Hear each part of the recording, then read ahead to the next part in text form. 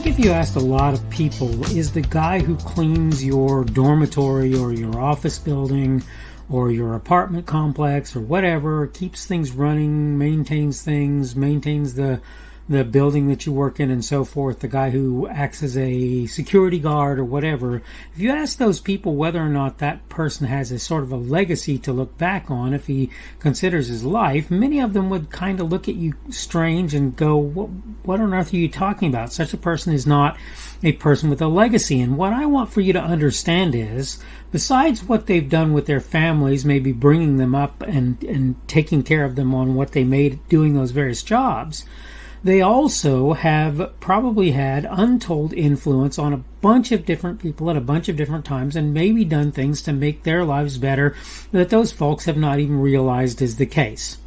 I want to talk today on the idea of legacies on the Daily Summation from Kurt's Religion and Politics. I'm your host. I'm Kurt, and today is Sunday, the 9th of January of 2022. Thank you for everyone who's been here on Rumble, on the podcast, on YouTube, on CloudHub, on BitChute, or wherever else you happen to be paying attention to me today. Rumble is my preferred platform, as I typically say. I understand if people watch me on other platforms, and I'm willing to accept that that's just how life works. The subject again for today is legacy, and I want to go ahead and go into my notes to show you a little bit about what I'm saying at this point. And it's not exactly what I just said, so give me a minute to sort of take the time to straighten things out. I know there are people out there who say your job will replace you in a month if you die. Of course, they rightly contend for many that at least some of your family will never not miss you. Though that may be true, the reality is if I don't work, I don't get paid. But here's the thing. Further, if I don't work, that's one less person doing what I do. This is why the phrase work-life balance came into being. You can't ignore the one, work, or the other, life and family. It's about finding that sweet spot and working to live there. That perfect place is not doing whatever you please and not participating in the society in which you live. I've said it before, and will do so probably until the time I pass off the planet or can no longer think clearly. Are bakers, toilet cleaners, road workers, shelf stockers, stevedores, software engineers, doctors, yes, even lawyers, essential workers? Undoubtedly.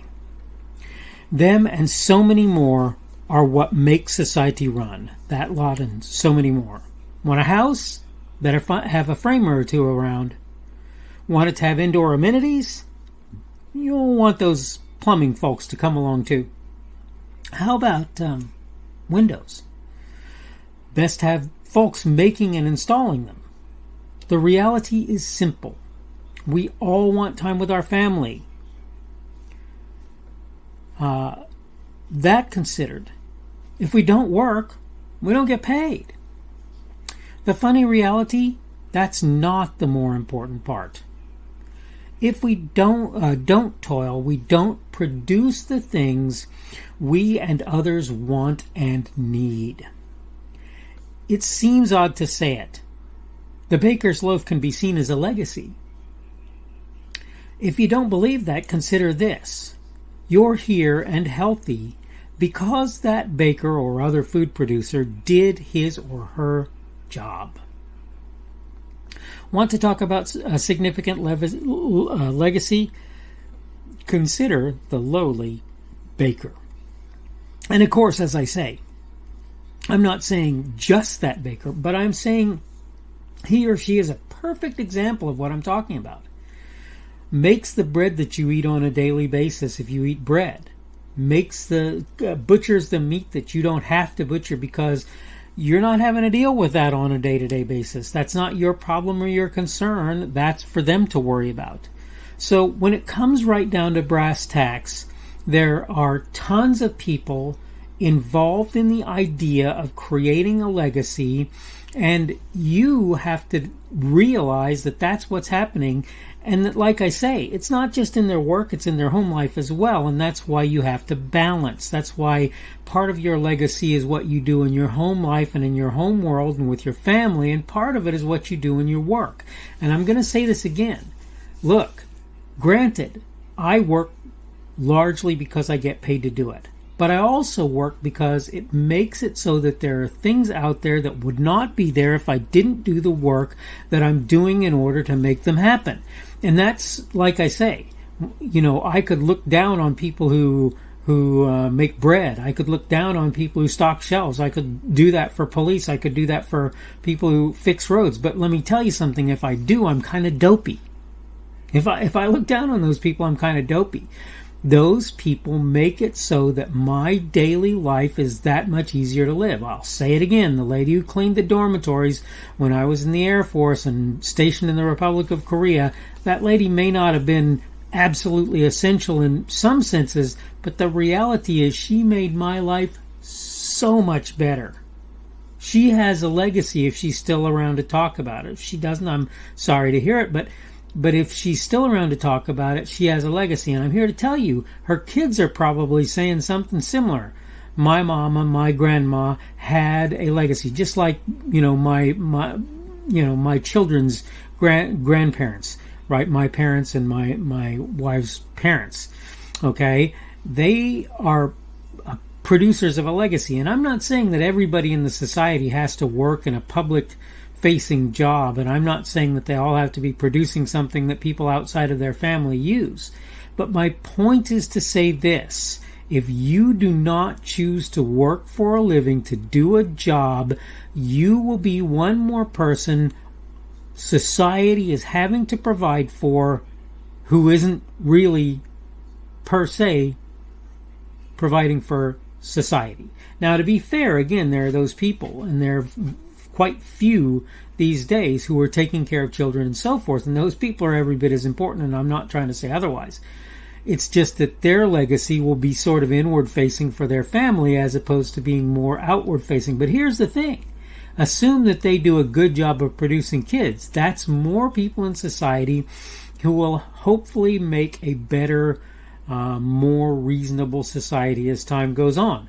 So that, to me, they're still beneficial. I'm saying basically that if you choose to be that person who does not contribute to society in some fashion, whether it's helping to raise others, whether it's making bread, again, cleaning toilets, whether it's doing advanced computer programming or rocket engineering or jetliner design and construction or whatever it happens to be, right? If you're not doing that, you will be hard put in the long run for people to talk about your legacy. And maybe you don't think you care, but in the end, let me just tell you a secret. You're going to die. You're going to die. And what's going to happen is either there are going to be better people out there as a result of who you are and who you were, or there aren't. I'm working to create a legacy. I want to be clear on something. I'm not working to create a legacy for the sake of it. I'm working to create a legacy because I think it's beneficial to those around me, to society, for me to do exactly that. That's why I do it. I'm not here to do that just because I want people to look at Kurt and go, oh, he was a wonderful human being. No, I want for you to say, we have a pretty darn fine society. And I don't even care if you necessarily know my name when you do that. This is what legacy is about, boys and girls. Legacy may be about somebody who discovers a cure to cancer, and it may be about somebody who, comes to understand that mold creates an antibiotic that will actually help people. It may be, but it may be something as simple as somebody who continuously did good, right things that helped society to be better off. It could be that simple. Whether, again, it's somebody taking care of their children, or whether it's somebody who's working in a bakery, or whether it's somebody who's guarding a building, somebody cleaning toilets, or somebody doing some advanced or amazing job. That's what I'm trying to get across to you today. So when you think about legacy, I hope that that's how you look at it. I need to go ahead and wrap up now. This is the Daily Summation from Kurt's Religion and Politics. I'm your host. I'm Kurt, and today is Sunday, the 9th of January of 2022, that beginning of the Christian week, according to what we believe as Christians, or many of us do in any case. Tomorrow will be Monday. That will be the beginning of the normal work week for a lot of folks, and Monday, the 10th of January 2022, to be more specific. Hope you are having a good weekend. Hope things are going well for you there. Thank you for everyone who's been here on Rumble, on the podcast, on YouTube, on BitChute, on CloudHub, on minds.com if you happen to catch me there, or wherever it is that you happen to catch me. Remember, Rumble is my preferred platform. You can give me a boxing glove or a rumble there, or you can give me a plus or a minus, a positive or negative feedback there. And obviously on any other platform where I put my content, if you have the ability to do so, you can do the same sort of thing, a thumbs up, thumbs down on YouTube, as I've said a number of times, to show that you like or don't like my content. But yeah, you can definitely do that. And you can also, anywhere that I post my content, you can, if comments are available, leave a comment, and I will do everything that I can to pay attention to that comment that you have left wherever you happen to leave it, and try to internalize it and make sure that I respond if I feel like that's called for. Today's subject has been legacy. Tomorrow's subject will be guilt trip. It's about people putting things, particularly on social media, but really anywhere, where they try and guilt trip you in to a given reaction as a result. I've seen a whole lot of that in the course of time, and I hate to say it, but I think it's probably getting worse. Again, I'll talk about that on tomorrow's edition of the Daily Summation. Hope that you're having a good day today. Hope everything is going well for you, and hopefully we will see you on Monday's edition of the Daily Summation from Kurt's Religion and Politics. The speaker on this edition of the Daily Summation is Kurt Schubert. This video was recorded on Sunday the 9th of January of 2022. The Daily Summation is created for Kurt's Religion and Politics.